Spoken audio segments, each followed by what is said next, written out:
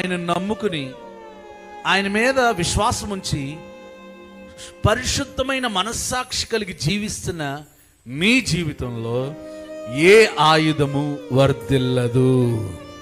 ఆమేన్, హల్లెలూయా. ఏ ఆయుధము వర్ధిల్లదు. అది ఏ ఆయుధమైనా సరే వర్ధిల్లదు. రూపించబడిన ఏ ఆయుధం, ఈ భూమి మీద అనేకమైన ఆయుధాలు రూపించబడ్డాయి మనకు విరోధంగా. అది మరణం కావచ్చు, భయంకరమైన ఆర్థిక ఇబ్బందులు కావచ్చు, రోగం కావచ్చు, మనుషుల యొక్క ద్వేషం కావచ్చు. ఈ ఆయుధాలు ఏవి కూడా మన ఎదుట వర్ధిల్లవు. ఆమేన్, హల్లెలూయా. కాబట్టి మనస్సాక్షి విషయంలో పరిశుద్ధులుగా ఉండాలి. దేవునికి నీకు మధ్యలో కనెక్షన్ కరెక్ట్గా ఉందనుకో, ఈ ఆయుధాలు ఏవి కూడా వర్ధిల్లజాలవు. దేవునితో బంధం చాలా ఇంపార్టెంట్. మనుషులతో బంధం పక్కన పెట్టేయండి.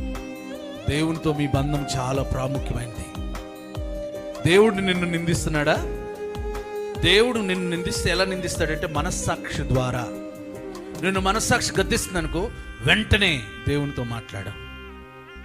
మనస్సాక్షి విషయంలో పరిశుద్ధంగా ఉన్న వెంటనే అపనిందల పైన విజయమును సంపాదించగలుగుతాం.